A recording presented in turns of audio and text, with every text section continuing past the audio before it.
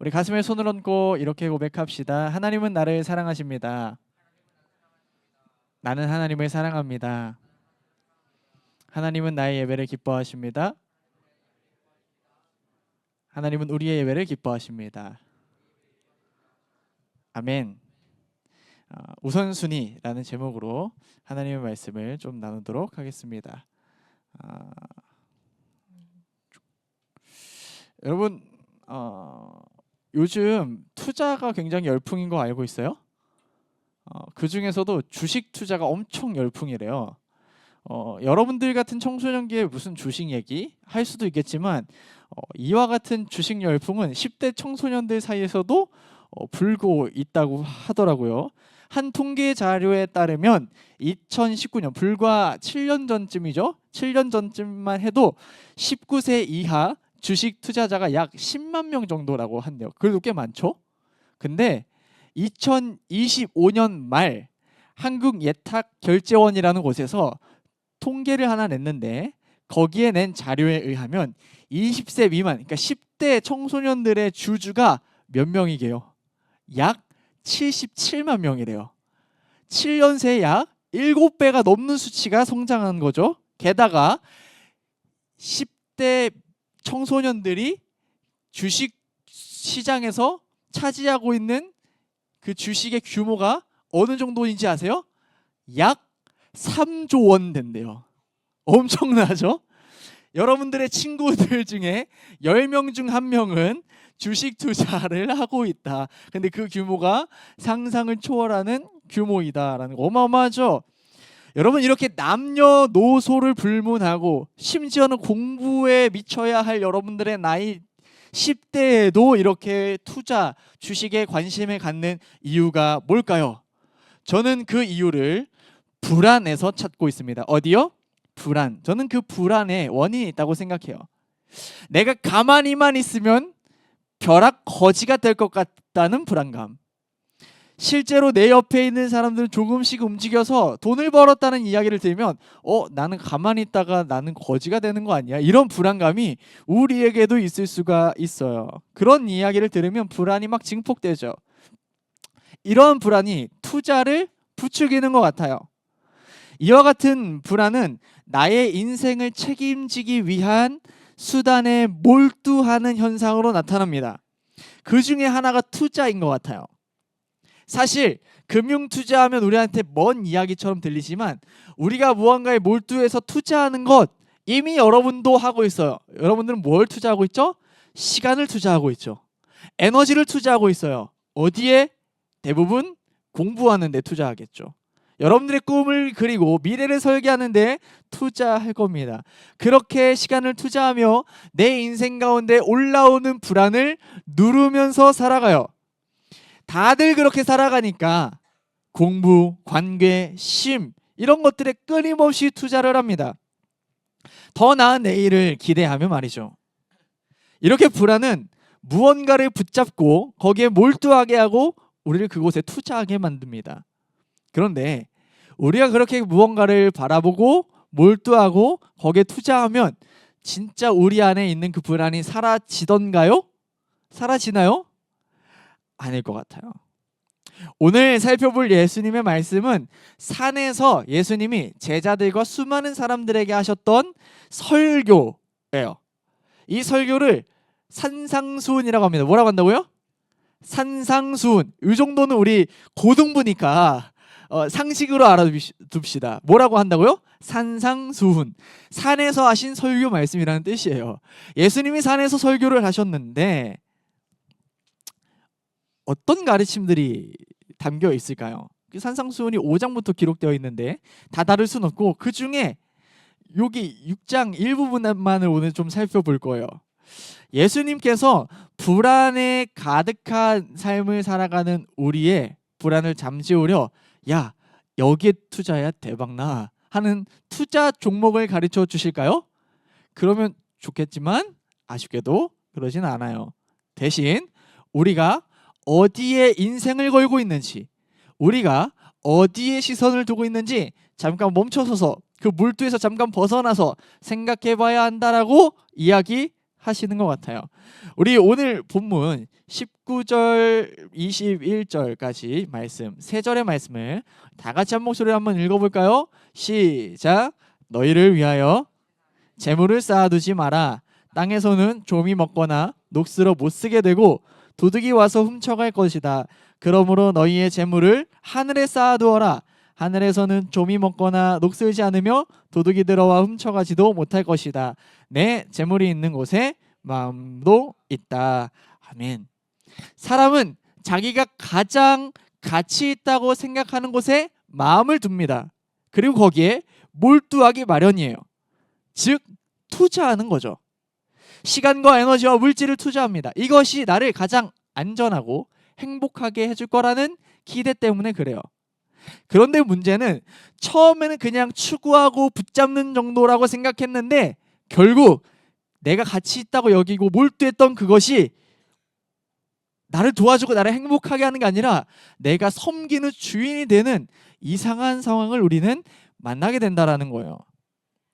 예수님은 이런 삶의 모습을 완전히 흔듭니다. 너희가 몰두하는 거 너희들의 행복을 보장하는 것이 아니라 오히려 너희를 옥죄고 너희를 섬기게 만드는, 얽매이게 만드는 우상이 된다라는 것을 예수님이 말씀하시는 거예요. 우리가 안전하고 가치 있다고 생각하고 거기에 몰두하면 행복이 있다고 생각했던 그 길이 사실은 붙잡을 만한 것이 아니라는 거예요. 특별히 예수님의 말씀에는 결국 그렇게 이 땅에서 우리가 몰두하고 투자했던 그것은 벌레가 먹고 녹이 쓸고 도둑이 훔쳐간대요. 무슨 말이에요? 안전하지 않다라는 거예요. 안전하지 않다라는 거예요. 이렇게 안전하지 않다라는 얘기를 하시다가 예수님이 갑자기 눈에 대한 얘기를 하세요. 갑자기 뜬금없이 왜 눈에 대한 이야기를 하실까? 이해하기 다소 어려운 이 말씀이 오늘 본문의 핵심이라고 해도 과언이 아닙니다. 우리 22절과 23절 우리 큰 소리로 한번 읽어볼까요? 시작. 눈은 몸의 등불이다. 만일 내 눈이 밝으면 내 온몸이 밝을 것이다. 그러나 내 눈이 나쁘면 어두울 것이다. 그러므로 내 안에 있는 빛이 어두우면 그 어두움이 얼마나 심하겠느냐. 아멘. 이 구절의 의미는 우리가 주목하고 바라보는 것에 따라 우리들의 인생이 어두워질 수도 있고 밝아질 수도 있다는 거예요.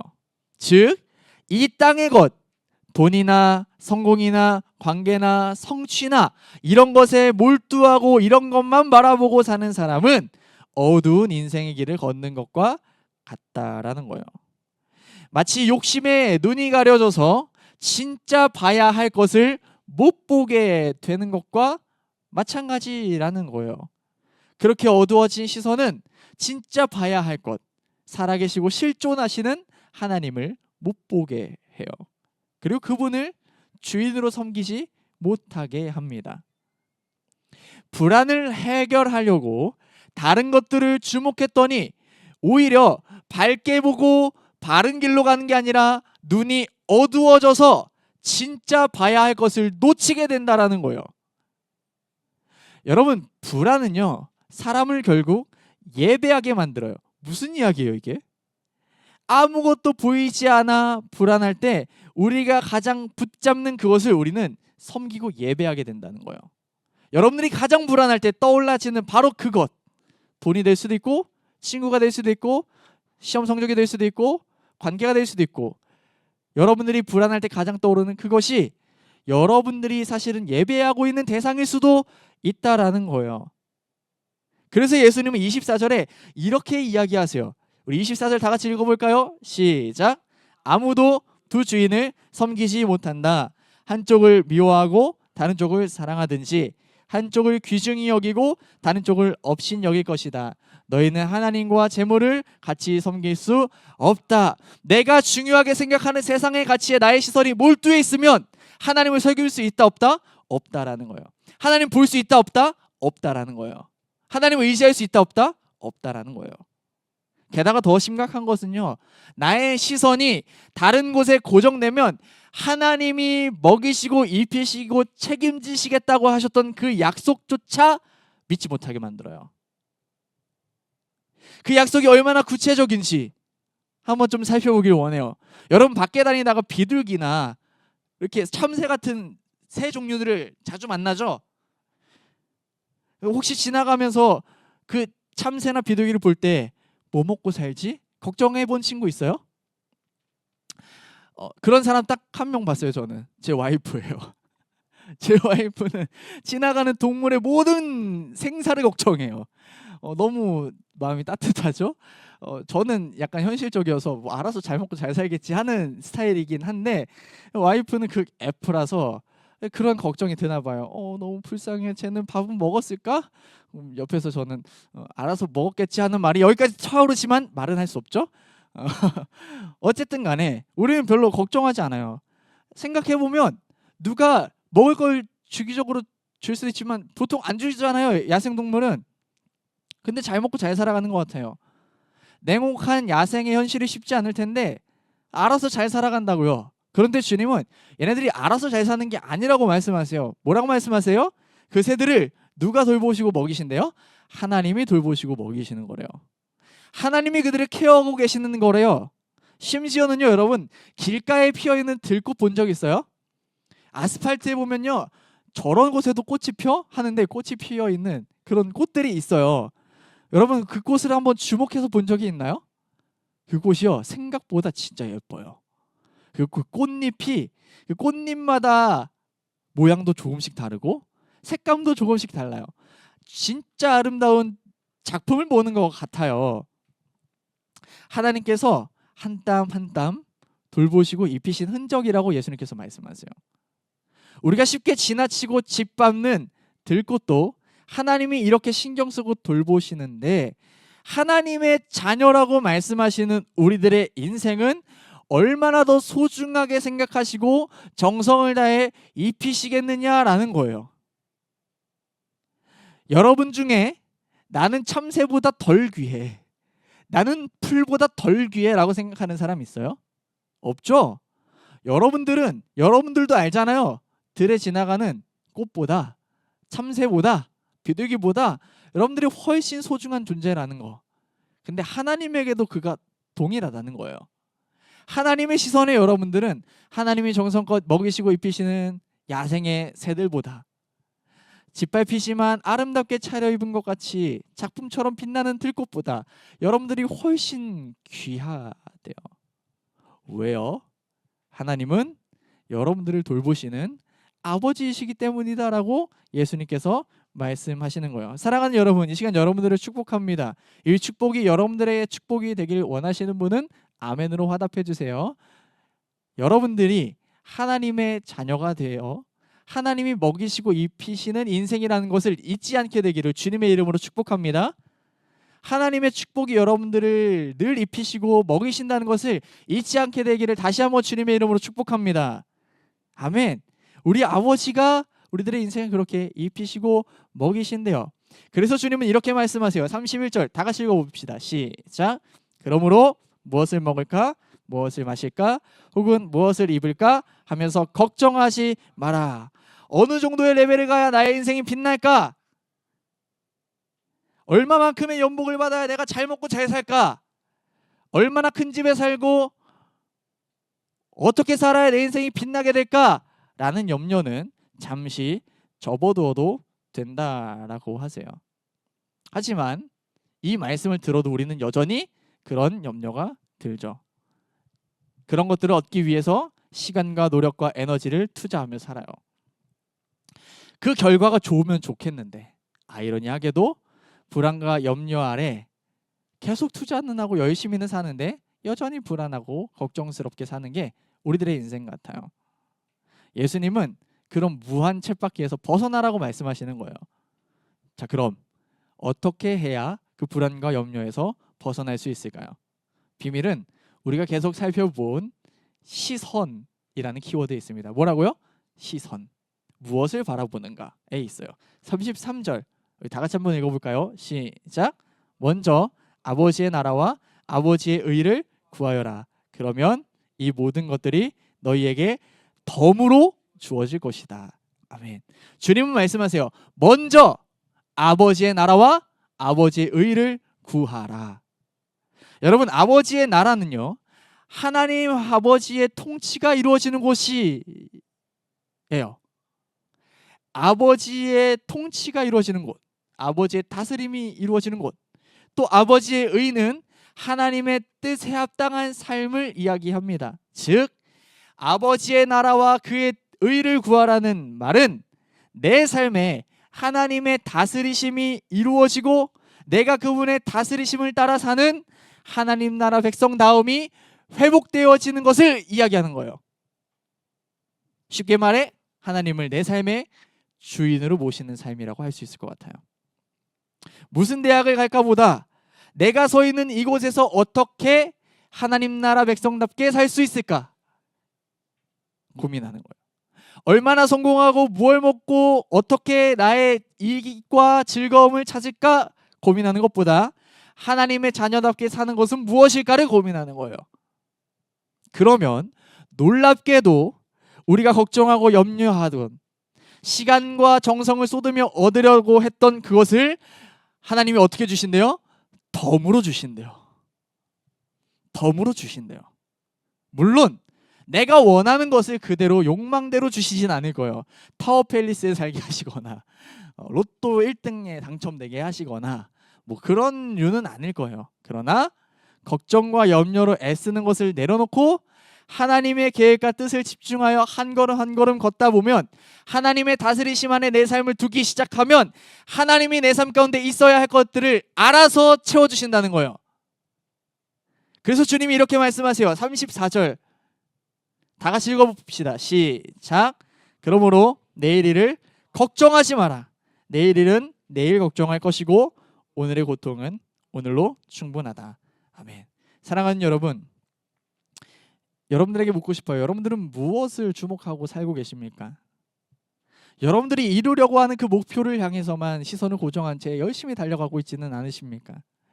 그를 위한 시간과 에너지를 전부 투자하며 다른 곳은 전혀 돌아보지 못하고 다른 곳엔 에너지 쓸 수 없을 상태로 살아가고 있지는 않은가요?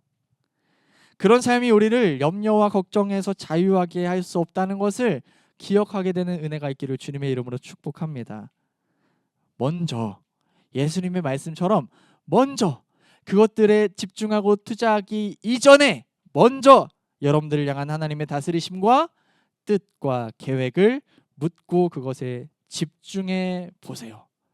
그러면 하나님이 여러분들에게 필요한 것을 덤으로 채우세요. 여러분, 여러분들의 부모님이 여러분들이 헐벗고 있는데 옷 안 사줄까요? 여러분들이 디올 가방 사달라고 하면 안 사줄 거예요. 근데 여러분들이 다 낡아 빠진 신발을 신고 다니면 엄마가 말하지 않아도 신발 사줄 거예요. 가방에 빵꾸가 뚫려 있으면 말하지 않아도 가방 사주실 거예요. 어머니를 바라보고 부모님을 바라보는 거지. 엄마가 사줄 명품 옷이나 좋은 것을 바라보면 안 되는 거잖아요. 특별히 그렇게 우리들의 시선을 재정비할 수 있는 시간이 저는 수련의 시간 같아요. 또 이야기하죠. 이 정도로 지겹게 얘기하면 기대하는 마음이 들었으면 좋겠어요. 그런 시간이 되길 소망해요. 여러분, 이 땅에서만 이 땅의 것들에만 주목하고 집중하던 시간에서 잠시 벗어나서 이 땅을 향한 투자에서 잠시 벗어나서 하나님의 계획과 하나님의 다스리심을 향한 거룩한 투자, 하나님의 뜻과 다스리심이 내 삶에 이루어지기를 소망하는 기대하는 마음으로 나의 시선을 이 땅이 하는 하늘로 고정하는 그런 시간이 2박 3일의 수련의 기간이 되기를 주님의 이름으로 축복합니다. 그러라고 여러분들 가둬놓고 같이 예배하고 프로그램 하는 거예요. 그러라고 같이 모여가지고 하나님의 은혜에 집중하는 시간을 갖는 거예요. 사랑하는 여러분, 이 시간 말씀을 마무리하며 여러분들을 축복하고 말씀 마치겠습니다. 사랑하는 우리 고등부 친구들, 하나님의 뜻과 계획을 바라보게 되는 시선의 변화가 있기를 주님의 이름으로 축복합니다. 불안을 잠재울 근거가 여러분들이 투자하고 있는 그것이 아니라 하나님께 있음을 알게 되는 축복이 있기를 주님의 이름으로 축복합니다. 내가 의지하는 대상이 다른 무엇이 아니라 하나님으로 재설정되기를 주님의 이름으로 축복합니다. 하나님께 신뢰를 드리고 오늘 선택의 순간 하나님의 나라와 그분의 다스리심과 그분의 뜻과 계획을 선택하게 되는 여러분들이 되기를 다시 한번 주님의 이름으로 축복합니다. 아멘. 우리 기도하겠습니다.